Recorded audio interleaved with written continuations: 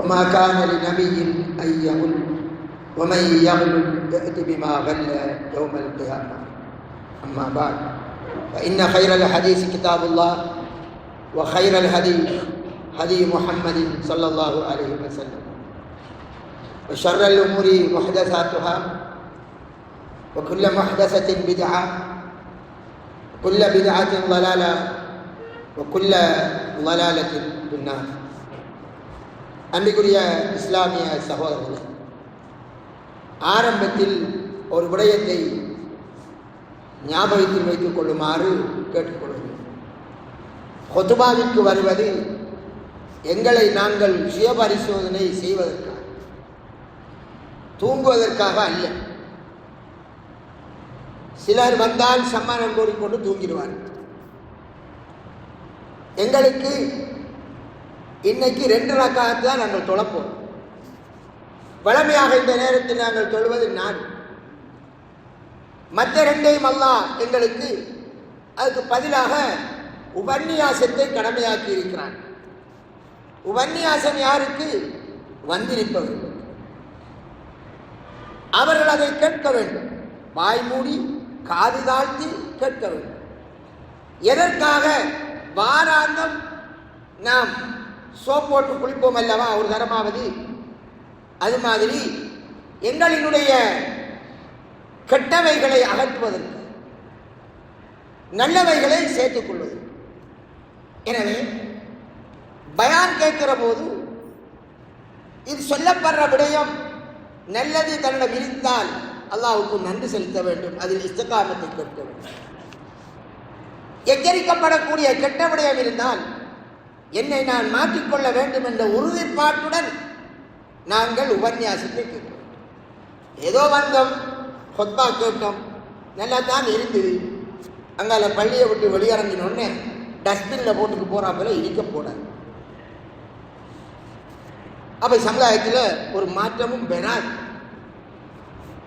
மாற்றம் பெற வேண்டும் என்பதற்குத்தான் உரை ஒவ்வொரு கிழமை. சரி,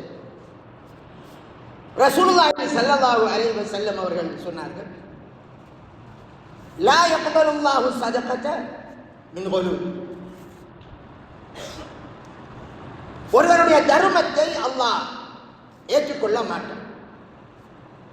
யாருடைய தர்மம் தெரியுமா?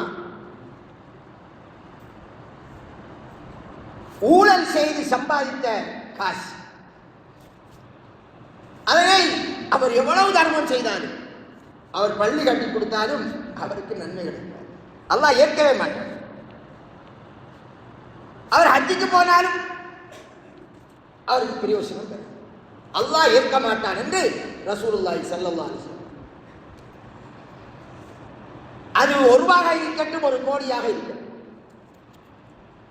நாங்கள் ஒவ்வொருவரும் ஒரு பிச்சைக்காரனுக்கு போடக்கூடிய 5 ரூபாயும் தர்மம் தான். அது ஹலாலான வழியில் வந்திருந்தால் தான் அதற்கும் நன்மை கிடைக்கும். ஊழல் பணம், அதென்ன ஊழல்? எல்லாரும் ஊழல் மோசடி ஊழல் மோசடி. பெரும்பாலும் எங்களில் உள்ளவர்கள் ஊழல்வாதிகளாக இருக்கிறார். பெரும்பாலும்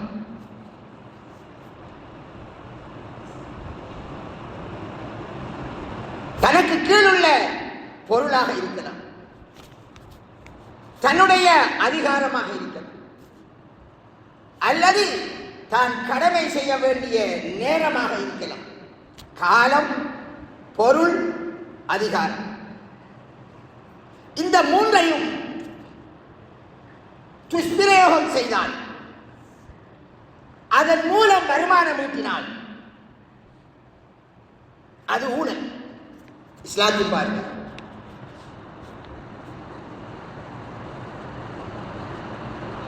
மூன்று விடயத்தை சொல்லியிருக்கு. உதாரணம்,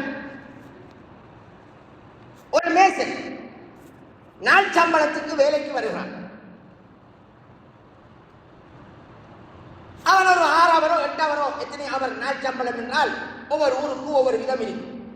8 மணிக்கு வந்து 5 மணிக்கு போறவரும் இருக்கும், 8 மணிக்கு வந்து 4 மணிக்கு போறதும் இருக்கும். அது ஊரை பொருள், அந்த வழக்கு. அப்ப அவர் 8 மணிக்கு வேலை செய்யணுமா? வேலை செய்யணும் என்ற பெயரில் பொஸ் வந்தால் வேலை செய்வார்கள், அடி காய்ச்சி கிரிப்பார்கள். சாப்பிட்ற பெயரில் ஒரு மணித்தியாலம் போய் டைமை வேஸ்ட் ஆக்குவார்.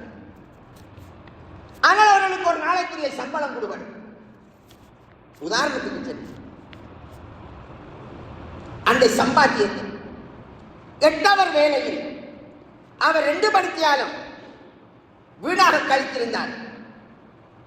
அந்த 2 அவருக்கும் அவங்களுக்கு 6000 ரூபாய் சம்பளம் கொண்டிருந்தார். அந்த 2 மணித்தியாலம் 4 ஒரு பங்கு 1500 ரூபாய் சம்பாத்தியம் ஊழல். நேரத்தை வேஸ்ட் ஆக்கிவிட்டு காசு வாங்குகிறார். ஒரு ஆசிரியர் காலையில் 8 மணிக்கு வரார் அல்லது 7:30 வரார். அவர் 2 மணிக்கு வெளியிறங்க வேண்டும். வகுப்பறைக்கு வந்தால் பாடம் நடத்தும். அவர் என்ன செய்கிறார்? போனை சுரண்டி டைமை போக்கார்.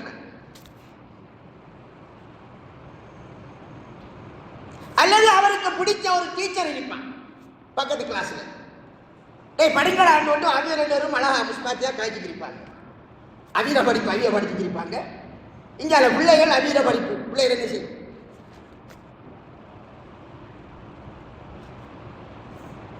அவருக்கு 9 பாடமா 45 நிமிஷமா அல்லது 40 நிமிஷமா?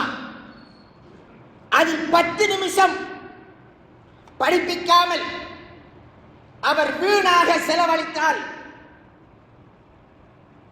மலஜலம் கழிக்கப் போவது அவசியம் வேலை தமிழ்.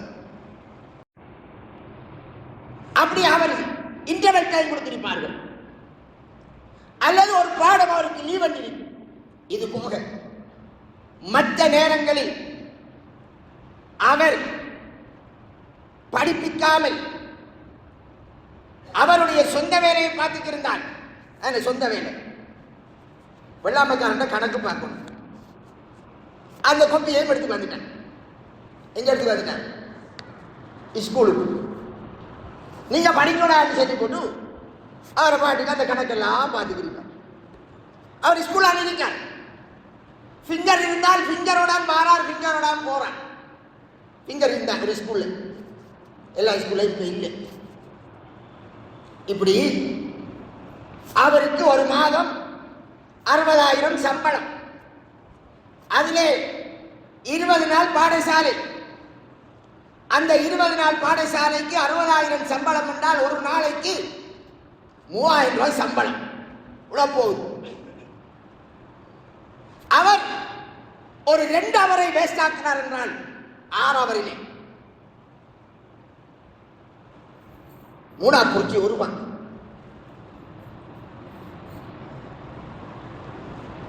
ரூபாயில் 3 ஒரு பங்கு 1000 ரூபாய். காலத்தை கொள்ளையடித்து விட்டார். யாருக்குரிய காலம் அது? மாணவர்களுக்கு சொந்தமான காலம். அவர் படிப்பிக்க வேண்டிய காலம்.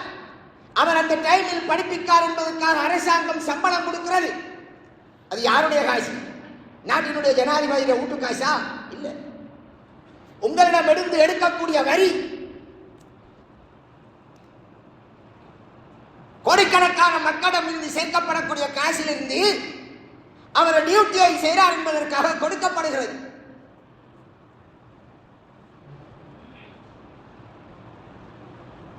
அது ஹராம். யோசிக்கிறோமா? இன்னும் சில ஸ்கூல்கள், அந்த ஸ்கூல் ஒரு 10-30 பிள்ளைகள் இருக்கு. கேட்க பார்க்க ஆள் இல்லை. 2-3 ஆசிரியர், 5 பேரோ 10 பேர். அவர் வருவாரு, சைன வைப்பாரு. மச்சா நீ பார்த்துக்கொள்ளான்னு அவருக்கு அங்கே அளவு இல்லாமல் இருக்கு. அதிபரும் அப்படி இருப்பார், ஆசிரியரும் அப்படி இருப்பார். அதிபருக்கு ஒரு வெள்ளாமை, இவருக்கு ஒரு வெள்ளாமை. வெள்ளாமை செய்வார், சம்பளம் எடுப்பார். ஊழல். அவரின் பொறுப்பில் உள்ள நேரத்தை துஷ்பிரயோகம் செய்து சம்பாதிக்கிறார். இப்படி நீங்க எல்லா டிபார்ட்மெண்ட்டையும் எடுக்கலாம். ஒரு பிரதேச சபை சேர்மன் உதாரணத்துக்கு, அல்லது ஒரு வைத்திய அதிகாரி கவர்மெண்டால வாகனம் கொடுத்திருப்பாங்க. அவர் இவ்வளவுதான் அவருக்கு என்று அலகேஷன், பெட்ரோல் அடிக்கிறது, டீசல் அடிக்கிறது. அவர் முறையா அடிப்பார். சரியா கணக்கு பார்த்தா சரியா, பேப்பர்ல எல்லாம் சரியா இருக்கு. ஆடிட் வந்து பார்த்தாலும் சரியா இருக்கு. என்ன செஞ்சிருப்பார்? அன்னைக்கு மனைவி கறி வாங்கி வர சொல்லியிருப்பார். வேலைக்கு வந்தார், சைனை வச்சார். அவரை டிரைவர் இவருக்காக கறி வாங்கி கொண்டு அந்த வாகனத்தில் போய் வீட்டை கொடுத்து போட்டு வருவார். 1 கிலோமீட்டர். இப்படி மாசத்துக்கு 10 நாள் டிரைவர் கறி வாங்குவார். கறி வாங்கிட்டு அந்த வாகனம் தான் போய் வரும். ஆபீஸ் வாகனம். ஒரு பெரிய வாகனம் ஒரு 25 கிலோமீட்டர் தான் ஓடும் என்று வச்சுக் கொள்ளுங்கள். 1 லிட்டருக்கு பெட்ரோல் 300 ரூபாய். அது 2 நேரம் போய் வரவள 2.5 கிலோமீட்டர் வந்துடும். 10 தரம் போய் வந்தால் 25 கிலோமீட்டர். 1 லிட்டர் 300 ரூபாய் காசு கொள்ளை அடிச்சிட்டார். அரசாங்க காசு, மக்களுடைய காசு. சாதாரணமா நடந்துட்டு கணக்கில் பொதுமக்களும் கேட்க மாட்டார்கள். அவர்களுக்கும் சட்டம் தெரியாது. சில நேரம் அந்த வாகனத்திலேயே குடும்பத்தை ஏற்றி கொண்டு அப்படி பிக்கப் ரிப் போவார்கள். அது உமா பாப்பா வாங்கி கொடுத்த வாகனம் மாதிரி. மக்களுக்கு தெரியாது. அதுவும் ஊழல். அன்புக்குரிய சகோதரர், ரசூலுல்லாஹி ஸல்லல்லாஹு அலைஹி வஸல்லம் அவர்கள் என்ன சொன்னார்கள் தெரியுமா? நாம் உங்களை சில வேலைக்கென்று நியமித்தால் அவர் அந்த பொறுப்பிலே எங்களுக்கு சிலதை மறைக்கிறார். அவர் மறைப்பது ஒரு ஊசியாக இருந்தாலும் அவர் செய்த ஊழலை மறுமையில் கொண்டு வருவார். எதை சொன்னார்கள்? நம்முடைய பட்டாங்கற்ற ஊசி எவ்வளவுங்க? 300 ரூபாவா, 30 ரூபாவா, 1 ரூபா, 2 ரூபா, இப்ப 5 ரூபா. இதை விட ரசூலுல்லாஹி ஸல்லல்லாஹு அலைஹி வஸல்லம் உதாரணம் காட்டுறதுக்கு இல்லை. பொதுச்சொத்து ஸ்கூல்ல, ஆபீஸ்ல எல்லாரும் வேலை செய்யும். போட்டோ காப்பி மிஷின் இருக்கு. அவரை மகள படிப்புல 4 பக்கம் போட்டோ காப்பி எடுக்க வேண்டி வரும். சரி, முன்னுக்கு கடையில் கொடுத்தா 40 ரூபா போய்த்து.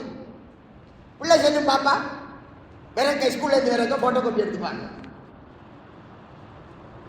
சார் வருவேன், அங்க போட்டோ காப்பி கொடுத்த நினைப்பான் பொறுப்பான். அது டிஎஸ்ஓ சேர்க்கலாம், எல்லா ஆபீஸ்களும் இருக்கிறது. அவர்கிட்ட கொடுத்து இதை கொப்பி வாங்கிட்டான், அவன் கொப்பி வாங்கி கொடுப்பான். அங்கதான கவர்மெண்ட் பேப்பர் இருக்கு, எல்லாம் கவர்மெண்ட்.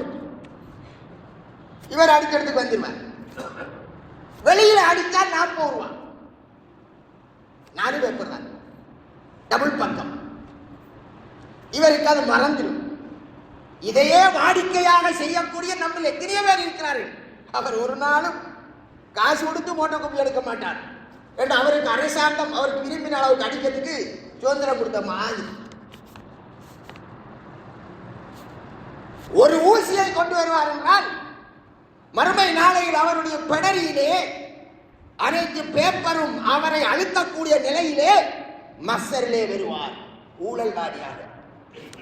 அல்லாஹ்வுடைய ரெக்கார்ட்ல பதியப்பட்டாச்சு. வெள்ளாமக்காரன் நான் ஒவ்வொன்றா சொல்லிக்குவார். ஏன் தெரியுமா? நம்ம யோசிக்காம செஞ்சுக்கிறீங்க. ஹசரத்துமாரில இருந்து எல்லாரும் பொடியார் கொஞ்சம் பயணம் அறியும் 2 அந்தம் அல்லது 3 அந்தம். சரி, நல்ல பிள்ளையாரு ஒரு காசை கொடுத்துருவார், 5 வரைக்கும். அதுக்கு தேவை 1.5 அந்தர் தான். என்ன செய்யறது? கடையில 1 அந்தரையும் இன்னொரு 1/2 அந்தரையும் வாங்குறார். அதையும் திட்டமிட்டு வாங்குறார். கோடியார் கேட்க கேட்டா, அதனால அது கேட்க மாதிரி 1/2 அந்தர்ல 3 வாங்கி போட்டு ஒரு வெறும் பேக்கையும் வாங்குறார். பாவிச்ச பேக்கு அங்க அடிச்சிருவார். 3 1/2 1.5 மற்ற 1/2 அந்தர காசு எங்க? பின்னரம் கொஞ்சம் அஞ்சு பிள்ளைகளுக்கு நல்ல அப்புன்னு உறைஞ்சிட்டு வாங்கிட்டு போவார். அன்னைக்கு பிள்ளைங்கிற நிறைய நெருப்பு. உதாரணத்துக்கு வெள்ளாமக்காரன் சொன்ன, வெள்ளாமக்காரன் மட்டுமா? எல்லாரும் தான். ஒரு கடையில ஒரு வேலை செய்வார். ஏலக்காய் எவ்வளவு இப்ப கிலோ? 15,000, 18,000, 12,000 போகும். நல்ல பிள்ளை கமராவும் பூட்டி இல்லை. சிலர கடை, பெரிய கடை, கடைக்கு வந்தோடனே காலையில செக் பண்ணியா விடுறது இல்லையே. அப்படி ஏலக்காய் டப்பாவில் ஒரு கையெடுத்து சேப்புக்குள்ள போட்டாச்சு. அதை நிறுத்தா 100 கிராம். 100 கிராம் எவ்வளவுங்க? 15,000 ஏலக்காய் விற்க 100 கிராம் 1,500 ரூபாய். காசு எடுத்தா தான் களவு, ஊழல் அல்ல. கல்லாப்பட்டியில பொறுப்பா இருக்கவர் கணக்குகளை தப்பா அடிச்சு காசு எடுத்தா தான் ஊழல் அல்ல. இப்படி ஒவ்வொரு நாளைக்கும் 50 கிராமும் 100 கிராமும் எடுத்தால் அந்த எடுக்க எடுக்க இன்னொரு பக்கத்தில் பொண்டாட்டி வித்து கிரிப்பான். ஏலக்காய் சீப் என்ற கடையில்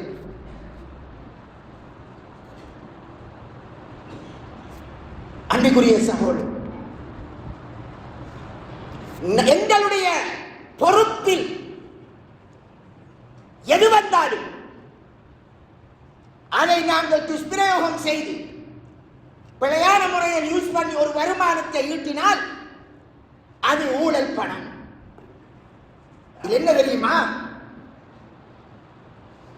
இவ்வாறானவர்கள் போகின்ற இடம் நரகலோகம். ரசூலுல்லாஹி ஸல்லல்லாஹு அலைஹி வஸல்லம் கைபர் யுத்தத்திலிருந்து வருகிறார்கள். நபியல்லாருக்கு என்று ஒரு அடிமை இருந்தார், ரிஃபா. ஒரு இடத்தில் தங்குகிற போது ரசூலுல்லாஹ்வுடைய வாகனத்தில் இருந்து சாமான்களை இறக்கி வைக்கிற நேரம் காவிரிகள் எய்த ஆயுதம், ஈட்டி அல்லது அம்பு இவரிலே வந்து ஏறுகிறது. அவருக்கு மௌத்தாயிட்டார். இவருக்கு நாம் இஸ்லாத்தில் என்ன தீர்ப்பு கொடுப்போம்? ஷஹீத்.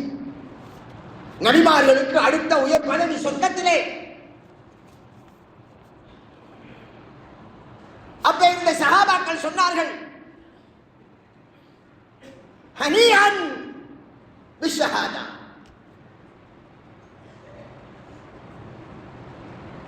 அவர் ஷஹீதாகிவிட்டார், அவருக்கு சுபசோபனம் என்றார்கள். ஷஹீத் என்றால் சொர்க்கலோகம் தான். வெளிப்படையில் ஷஹீத் அல்லாஹ்வுடைய மார்க்கத்திற்காக வந்தார், புனித போரில் கலந்து கொள்ள வந்தார், காவிர்களால் தாக்கப்பட்டார், ஷஹீத். ரசூலுல்லாஹி ஸல்லல்லாஹு அலைஹி சொன்னார்கள், அவர் நரகத்திலே என்றார்கள். என்னப்பா அவர் செய்தது? ஒரு ஷஹீதாகிறவர் அவர் கூட சின்ன ஊழல் செய்தாலும் சொர்க்கம் போக இயலாது சொன்னார்கள் ஸல்லல்லாஹு அலைஹி வஸல்லம். அவர் எடுத்து வைத்தார், கனிமத் பொருள் பங்கு வைக்கப்படுவதற்கு முந்தி அவருக்கு பிடித்த ஒரு துணியை எடுத்து வைத்து விட்டதால் அந்த துணியினால் அவர் நரகம் போகிறார். யுத்தத்தில் கலந்து கொண்டால், வெற்றி கொள்ளப்பட்டால், அதற்கு பின் கைப்பற்றப்படக்கூடிய பொருள்களை அந்த படையை வழிநடத்தி செல்கின்றவர் கொஞ்சம் கொஞ்சமாக பிரிப்பார், எல்லோருக்கும் பங்கு வைப்பார். பங்கு வைப்பதற்கு முந்தி ஒருவர் கை வைத்தான், ரகசியமாக எடுத்துக்கொண்டால் நரகவாதியாகிறான். அப்போ ஒரு சஹாபி செருப்பினுடைய பட்டியை எடுத்து வந்தார். செருப்பு பட்டி. இந்த காலத்தில் நாம பட்டிகளும் தான் போட மாட்டோம். அந்த காலத்தில் தோலால் தான் செருப்பு செய்வார்கள். ஆனால் செருப்பு பட்டியை ஒரு தோல் இருந்தால் அதுக்கு மாற்றினால் செருப்பாகிவிடும். பங்கு வைப்பதற்கு முன்னர் கையில் எடுத்து வந்தான் செருப்பு பட்டி. எவ்வளவு பெருமதி! ஸல்லல்லாஹு அலைஹி வஸல்லம் நரகத்தின் செருப்பு பட்டி என்றார்கள்.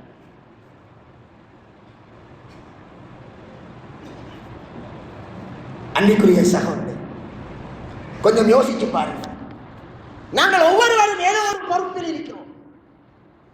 எங்களிடம் ஏதோ ஒன்று அரச உத்தியோகத்தில் என்றால் அவருடைய கடமை அதை சரியாக செய்ய வேண்டும், நேரத்துக்கு செய்ய வேண்டும். ரெண்டு விஷயம் இருக்கிறது.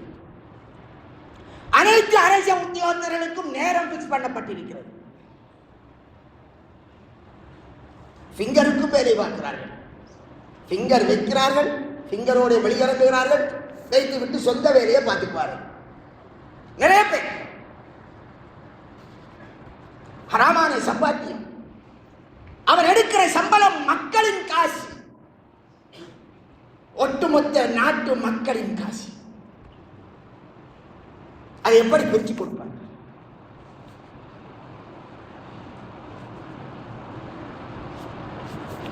நமது பிரதேச சபை இருக்குன்னு வச்சுக்கொள்வோம். பிரதேச சபை அல்லது மாநகர சபை ஏதோ, அதால சில ரோட்டுகளை போடுவார்கள். அப்ப இறக்காமம் 45 உலகத்தை எடுத்துப்போம் உதாரணத்துக்கு. இந்த ஊரிலே மக்களிடம் இருந்து அறவிடப்படக்கூடிய காசுகள் இந்த ஊரினுடைய அபிவிருத்திக்கு போய் சேரும். ஒரு 10,000 பேர் இருக்காருன்னு வச்சுக்குவோம். எனக்கு கணக்கு தெரியும், சும்மா ஒரு கணக்குக்கு சொல்லுங்க புரியறதுக்காக. ஒரு 10,000 குடும்பம். இந்த 10,000 குடும்பத்திடம் இருந்து ஒவ்வொரு விதமாக காசு அறவிடப்படும். அது உங்களுக்கு விளங்க. நீங்க ஹெல்மெட் போடாம ஓரையெல்லாம் உங்களுக்கு ஃபைன் பண்ணப்படுதா? அந்த காசு மீண்டும் எங்க வருகிறது? அது ஒரு பகுதி எங்க வருகிறது? பிரதேச சபைக்கு வரும். மத்திய அரசாங்கத்துக்கு கொஞ்சம் போகும். உங்களுக்கு பண்ற ஃபைன்ல ஒன்று இங்க வரும், ஒன்று அங்க போகும். இப்படி வரும். இந்த காசுல இருந்து ரோட்டு போறதுக்கு கொடுப்பார்கள். இந்த ஒழுங்கையே போடுங்க.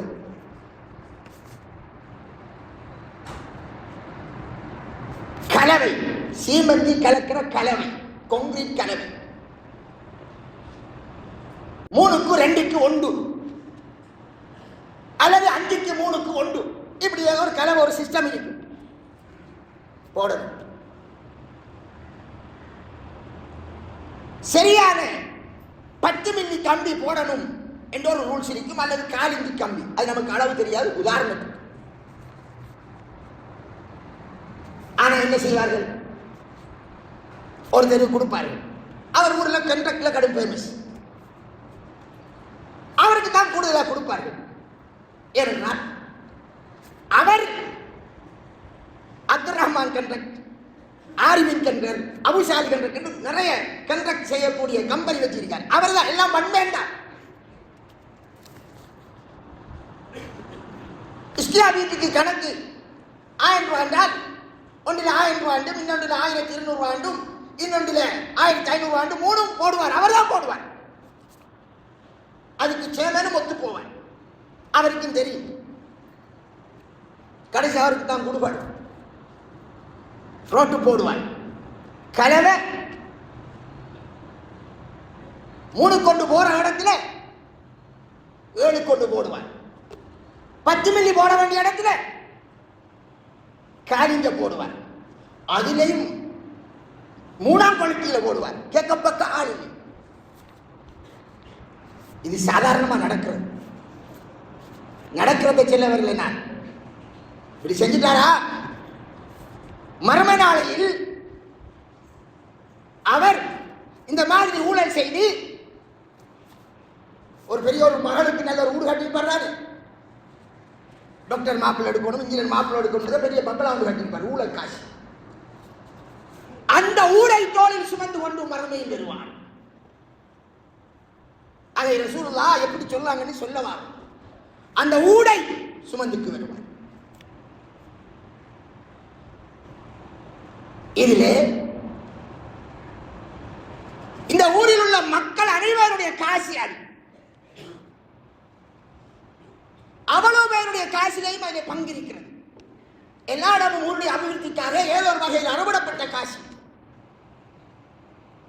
மக்கள் அரசாங்கம் உங்களிடம் ஃபைன் பண்ணி திரைசேரியில சேர்த்து திருப்பி உங்களுக்கு தான் பெறுகிறது. வெறுமனே ஒரு நபரிடம் எடுத்த காசு அல்ல. மறுமையில் என்ன செய்வார்? அதை ரசூலுல்லாஹி ஸல்லல்லாஹு அலைஹி வஸல்லம் சொல்கிறார். மறுமை நாளையிலே ஊழல் செய்தவர், அந்த காலத்தில் ஒட்டகம் ஆடு மாடு என்று இருந்தது அல்லவா, ஒருவர் ஒட்டகத்தை ஊழல் செய்து ஈட்டியிருந்தால் அந்த ஒட்டகத்தை தோளில் சுமந்து கொண்டு வருவார். அது கத்திக்கொண்டிருக்கும். அது கத்த கத்த தோளில் சுமந்து கொண்டு வருவார். எங்க வருவாரா? நரகத்துக்கு போக வேண்டி வரப்போகுது. யா ரசூலல்லாஹ் அகிஸ்னி, அல்லாஹ்வின் தூதரே எனக்கு உதவி செய்யுங்கள் என்று மஹ்ஷர் மைதானத்தில் ரசூலுல்லாஹ்விடம் வருவார். என்னை காப்பாற்று.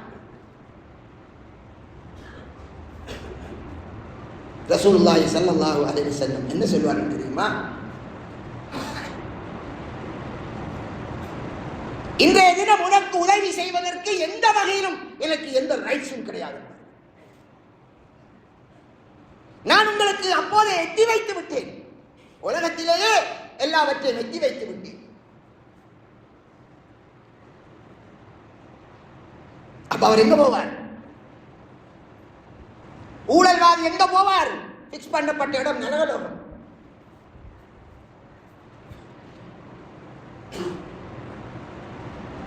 சில அரச மினிஸ்டர்மார் அல்லது எம்டிமார் இப்பதான் நம்ம நாட்டில் நிறைய கார்காராக பாட்டமாக ஊழல் முடிவறதால வருது. ஒரு 10 கோடி ரூபாய் கண்ட்ராக்டர் தமக்கு தெரிஞ்சவருக்கு பாஸ் பண்றது முறைகேடாக, தகுதியானவன் இருக்க தகுதியற்றவனுக்கு பாஸ் பண்றது, உறவுக்காரன் என்றோ அல்லது நண்பர் என்றோ அல்லது நமக்கு உள்ளான கீழான காசு எறிவான் என்றோ பாஸ் ஆக்குறது. 10 கோடி ரூபாய் ப்ராஜெக்ட், அதில் அப்படியே 2 கோடி ரூபாய் மட்டும் ஆதாயம். மினிஸ்டர் இப்படி செய்கிறவராக இருந்தால் 10 கோடி ரூபாய் வேலையை அவன் 5 கோடி ரூபாய்க்குள்ள முடிச்சுடுவான். அப்போ 5 கோடி மிச்சம். அப்போ 1 கோடி ரூபாய்க்கு அழகான கார் வந்து அவருக்கு கிஃப்டா போகும். யாருக்கு? அந்த மினிஸ்டருக்கு. அல்லது கொழும்புல ஒரு அபார்ட்மெண்ட் கிஃப்ட், யாருக்கும் தெரியாது. அல்லாஹ்க்கு தெரியாம இருக்குமா? அல்லாஹ் கிட்ட மறைக்கலுமா?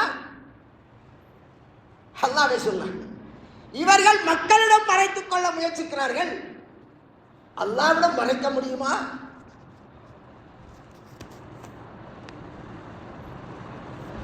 டாக்குமெண்ட்ஸ் எல்லாம் தயாரிச்சிருவார்கள். யாரெல்லாம் வாய் வரப்பார்களோ அவர்கள் எல்லோருக்கும் கொஞ்சம் கொஞ்சமாக கொடுத்து விடுவார்கள். மஹ்ஷர் மைதானத்திலே அந்த வேனை, அந்த காரை அல்லது அந்த அபார்ட்மெண்டை தோளில் சுமந்து கொண்டு வருவார். முஸ்லிமாக இருந்தால் யா ரசூலல்லாஹ் என்னை காப்பாற்றுங்கள், ஏதாவது ரசூலுல்லாஹ் அப்படி காப்பாற்றுறேன், எனக்காக சிபாரிசு செய்யுங்கள்.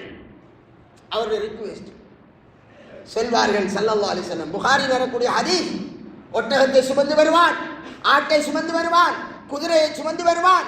வருகிற ஒவ்வொருவரும் வந்து கேட்பார்கள், அல்லாஹ்வின் தூதரே எனக்கு உதவி செய்யுங்கள்.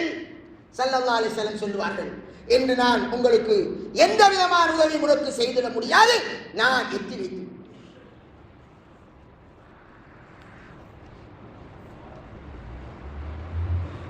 அன்பிற்குரிய சகோதரி, அல்லாஹ்விற்கு ஊசியும் மறைந்து போனதல்ல. அல்லாஹ்விற்கு நீங்கள் ஊழலாக செய்த ஒரு ஊசியும் மறைந்து போனதல்ல. கடைசியாக ஒன்றை சொல்லிக் கொள்கிறேன், புரிந்து கொள்வதற்காக. யோசிக்காமல் செய்கிற ஒரு காரியம். நீங்கள் வேலை செய்கிற இடத்திலே போட்டோ காப்பி பேப்பரை பாதிக்கலாமே, அது மாதிரி உங்களை ஒரு கணக்கு பார்க்கறதுக்கு ஒரு தேவை வந்து உங்களுடைய சொந்த வேலை ஆஃபீஸில் இருக்குது. நான் கோல் பண்ணுறான், இந்தாங்க ஒரு 4 சாமான் செல்லம் வாங்கிட்டு வாங்க. கொண்டாட்டி செல்வாவா இல்லையா? சரி, இவர் என்ன செய்வார்? இவர் ஏற்கனவே சேப்புக்குள்ள பேப்பர் எடுத்து போறவரா? அல்லாஹ்வுடைய பயத்தாலே இல்லைதானே? அப்படியே முன்னுக்கு இருக்கும் ஒரு ஏகோ பேப்பர் எடுப்பார். இந்தால ஆஃபீஸ் பேனை இருக்கும், ஆஃபீஸ் பேன் அதை எடுப்பார். செல்லடி என்பது கொச்சிக்காய், வெங்காயம், உப்பு, மிளகு, சரி, அதை அப்படியே கிழிச்சு சேப்புக்கு வச்சிருவார். அந்த பேப்பர் ஊழல் செய்ததால் மறுமை நாளையில் அவர் அல்லாஹ்வுடைய தூதரிடம் வந்து கேட்பார், யா ரசூலல்லாஹ், என்னை காப்பாற்றுங்கள், அதாவது எனக்கு உதவி செய்யுங்கள். ஆபீஸ் பேனை கூட பாதிக்க கூடாது. நீங்கள் ஒவ்வொருவரும் ஒவ்வொரு இடத்தில் பொறுப்பாக இருப்பீர்கள், ஒன்றுக்கு பொறுப்பாக இருப்பீர்கள். அது கூலி வேலை செய்வனாக இருந்தாலும் சரிதான், அரசு வேலை செய்வனாக இருந்தாலும் சரிதான். அதனால் தான் எல்லா துறையையும் வைத்து பேசுகிறேன். மணித்தியால கணக்கிலே இப்படி அடுக்கிட்டு போகலாம், புரிய வைப்பதற்காக. நீங்கள் தொழுதிருப்பீர்கள், நோம்பு பிடிச்சிருப்பீர்கள், திக்ரு செய்திருப்பீர்கள். இது எல்லாத்தையும் விட சிறந்த அமல். இஸ்லாத்துக்காக உயிரை கொடுத்த சஹாபி ஒரு துணி துண்டை எடுத்து விட்டார். துணி பங்கு வைப்பதற்கு முன்னர் ரசூலுல்லாஹ் நரகத்திலே அவர் அந்த துணி பத்துகிறது என்றால் பத்து எரிகிறது, அவரின் மேல் துணி ஒன்று எரிகிறது, அவர் எரிகிறார். இதெல்லாம் லைவான ஹதீஸ் அல்ல, சஹீஹான ஹதீஸ். புகாரி முஸ்லிமில் வரக்கூடிய ஹதீஸை வைத்து சொல்லுவோம். ஆனால் அன்புக்குரிய சகோதரர், பாடசாலையில் ஆசிரியர்மார் அவர்களுடைய பாடங்களை சரியான முறையிலே படிப்பித்திருந்தால், உரிய நேரங்களில் அவருடைய பாடங்களை சிலபஸை முடித்திருந்தால் எந்த டியூஷன் கிளாஸும் தேவைப்பட மாட்டாது. நீங்கள் படிப்பிக்காததால், அதிலே டைமை வேஸ்ட் பண்ணுவதால், அல்லது அந்த பாட நேரத்தில் நீங்கள் வேற வேலை பார்ப்பதால் பிள்ளையின் சிலபஸ் முடியவில்லை. அதனால் நீங்கள் அரசாங்கத்திடம் எடுத்த அந்த சம்பளத்தின் ஒரு பகுதி ஹராம், ஊழல் காசு. இன்னொரு புறம் நீ சரியாக படிப்பிக்காததால் அந்த மாணவன் படிப்பை முடிப்பதற்காக ஆட்டாவுக்கு காசி மாதம் 6000 கொடுத்து, பொம்பளை பிள்ளையா இருந்தால், டியூஷன் கிளாஸுக்கு அந்த 9 பாடத்துக்கும் 8 பாடத்துக்கும் ஒவ்வொன்றுக்கும் 1000 என்று 9000 கொடுத்து 9 மாறும் 15000 ஒவ்வொரு குடும்பத்திலும் ஒரு பிள்ளைக்கு செலவழிதே. இந்த காசி மறுமை நாளையில் இதற்கு இந்த ஆசிரியர் வகை சொல்ல வேண்டும். ஆசிரியர் பொறுப்பு. வெறுமனை அரசாங்கம் பாடசாலைக்கு வாரையில் சைன் வைக்க காசு தரவில்லை. ஒரு அமானிதம். அது மாதிரி தான் மருத்துவர். இன்னைக்கு பிரைவேட் ஹாஸ்பிட்டல் ஒன்று நடக்கணும் என்று இருந்தால் பிரைவேட் ஹாஸ்பிட்டலை நடத்துறவரும் டாக்டராக இருப்பார். அந்த ஹாஸ்பிட்டலுக்கு பெரிய பெரிய சேஜன் பெற வேண்டும் என்று இருந்தால் அதுக்கு என்ன செய்ய வேண்டும் எல்லாம் செய்வார்கள். அதிலேயும் ஊழல் நடக்கிறது. அதனால் இலவச மருத்துவம் இந்த நாட்டிலே, மருத்துவம் இலவசம், படிப்பு இலவசம்.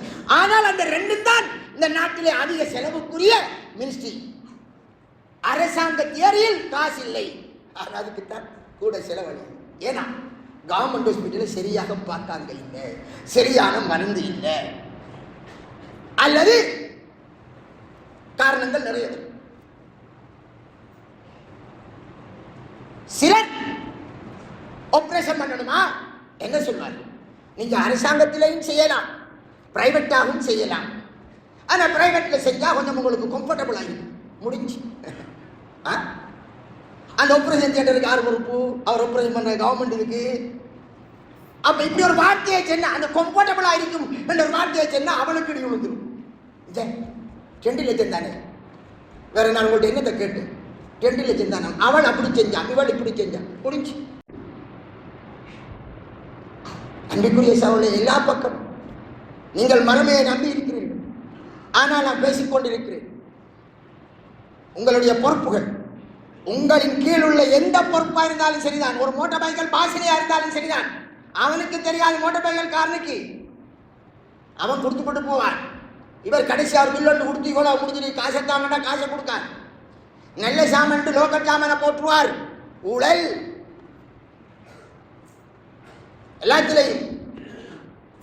ஆனால் சகோதரர் நீம்பிக்கிறார்கள். விடிஞ்சா கரவலை மீன், கரவலை மீன். நம்முடைய பகுதியில் கரவலைக்கு மட்டும் எந்நேரம் கரவலை மீன். அப்படி நான் புதுசாரிக்க முடியாது, கடல் மண்ணையும் சேர்த்துக்கிறேன். இப்ப புடிவாட்டு வருது. பாவம், மக்களை தூண்டி மோசமானதை வித்து அவன் கரவல மீன் என்று போட்டு வித்துட்டு போவான். வாங்கினவள் அறுக்க நாரும் பரவா போவான். நல்லா இருக்க மாட்டான் என்று அவள் சொல்லிடுவாள். அந்த போற வழியில மகள் என்னது ஊட்டை என்னையோ வருத்தமா காசி, அதுக்கு கரவல மீன் எடுத்த 2000 ரூபாய் விட அங்க 2 லட்சத்துக்குள்ள போகும். அங்க பங்கர் உடஞ்சிக்கு போகும். ஆனால் சகோதரர்களே, அல்லாஹ்வை பயந்து கொள்ளும். மறுமை நாளையில் இந்த ஊழல் செய்பவர்களை யாரும் காப்பாற்ற முடியாது. நரகம் போக வேண்டி வரும். அல்லாஹ் எங்களை பாதுகாப்பானாக. அல்ஹம்துலில்லாஹ் வஸ்ஸலாத்து வஸ்ஸலாமு அலா ரசூலில்லாஹ் வ அலா ஆலிஹி வ ஸஹாபிஹி வ அஹ்லி பைத்திஹி வ மன் தபிஅஹும் பி இஹ்சான் இலா யௌமித்தீன். சிலர் யோசிப்பேன், ஆஹா நாம எவ்வளவெல்லாம் செஞ்சிருக்கமே, நம்மகிட்ட தப்பான முறையில் நிறைய இருக்கே, நம்மளோட மோட்டார் பைக்கிலும் அந்த காசுதானே வந்தது, நாம ஓடுற கார்லையும் பெரும்பாதி அப்படித்தானே வந்தது. இப்படி யோசிக்கலாம். உங்களுக்கு உலகத்திலே அல்லாஹ் மன்னிக்க வேண்டும் என்றிருந்தால் ஒரு கோடியாருடைய காசை தொட்டிருந்தால் அதை அவரிடம் ஒப்படைத்து விடுங்கள். நான் உங்களிடம் 2 1.5 தான் எடுத்தேன், மற்றதை நான் எடுத்து விட்டேன் என்று அவரிடம் கொடுத்து ஹலாலாக்கிக் கொள்ளலாம் தனிநபரிடம். இல்லை அரசாங்க சொத்தை எடுத்திருந்தால் திரைசேரிக்கு கொடுக்கலாம். எப்படி திரைசேரிக்கு கொடுப்பது? அதுக்கு வழியை திரட்டுங்கள்.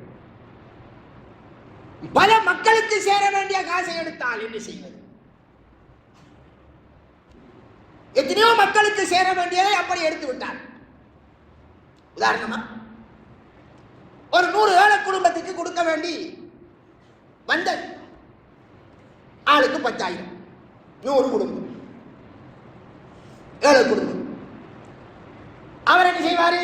தந்த குடும்பத்தில் ஒரு 20 பேரை வேலையாக்கி போட்டுவார். 80 பேர் உண்மையான வேலைகள். 10,000 கொடுக்க அவர் செல்வார். கொடுக்கறதுக்கு பொறுப்பா போன் நிரப்பர். இந்த வேறாக்களுக்கெல்லாம் கொடுக்கலாம், உங்களுக்கு போறோம், நீங்க 2,000 ரூபாய் தந்துடணும். 10,000 தான் சேமிப்பேன், 2,000 ரூபாய் இவருக்கு, அதுல மேலதிகாரிக்கு ஒரு 1000, பேருக்கு 1000. இப்படி கொடுத்தால் என்ன செய்வது? இந்த 100 குடும்பத்தில் கொஞ்சம் பேர் இவருக்கு தௌபா செய்யணும், மௌத்தா போயிருப்பார்கள். என்ன செய்வது? யோசிச்சு பாருங்க, இவ்வளவு சிக்கலான விடயம்.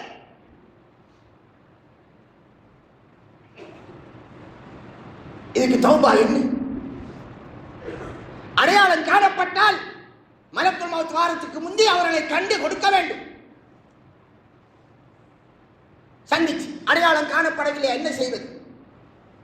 அதுக்கு ஒரு அறிஞர் பத்வா கொடுத்தார் ஒருவருக்கு. அது சரியா பிழையா தெரியாது. என்னது?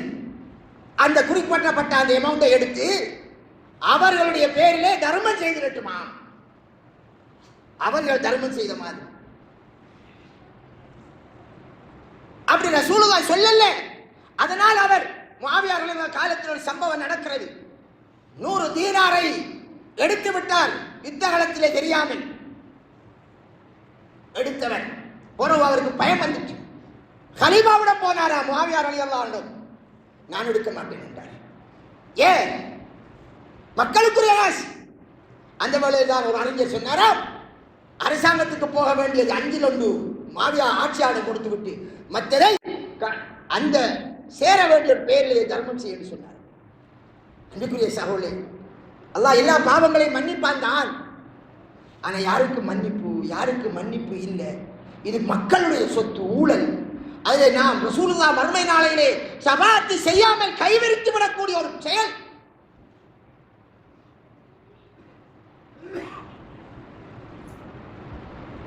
ஆனால் அல்லாஹ்வை பயந்து கொள். பிறருக்கு சேர வேண்டிய நிலத்தில் ஒரு சான் நிலத்தை அபகரித்தார். 7 பூமியை மாலையாக அணிவிக்கப்பட்டு மஹ்சரிலே வருவார். மஹ்சரிலே அப்படித்தான் வருவார். அதனால் மச்சான்மார்களே, நீங்கள் கல்யாணம் முடித்திருக்கக்கூடிய மச்சினன்மாருக்கு சேர வேண்டிய கடை காணி, குடியிருக்கிற வீடு உங்களோட பொஞ்சாதிக்கு மட்டும் சொந்தமானது அல்ல. உங்களுடைய மாமனார் செய்த பச்சைப்பிள்ளையால் உங்களுடைய பொறுப்புக்கு வந்து விட்டது. அதனால் அந்த மச்சினன் ரோட்டு வழியை அவனுக்கு சேர வேண்டியது சேராமல் அலைகிறார். மஹ்சர் மைதானத்தில் நீ என்ன பதில் சொல்ல போகிறாய்? சாணமா 5 ஏக்கர் காணி, 5 ஏக்கர் சாணா? மறுமையை நம்புறாயா? அல்லாஹ்வை பாருங்கள். இந்த உலகத்திலே தனிப்பட்ட முறையில் கொடுக்க வேண்டியதை கொடுத்து விடுங்கள். பிழையான முறையிலே சேர்ந்து விட்டதா? உரியவரை தேடி அலைஞ்சி கொடுங்கள். தெரியாதா? அவருடைய பெயரிலே தர்மமாவது செய்யுங்கள். அல்லாஹ் தஆலா நம் அனைவருக்கும் பரிசுத்த கைகளோடு வாழ்வதற்கு நல்லர் பாலிப்பானாக. வாஹிரு தாவானா அனில் அல்ஹம்துலில்லாஹி ரப்பில் ஆலமீன்.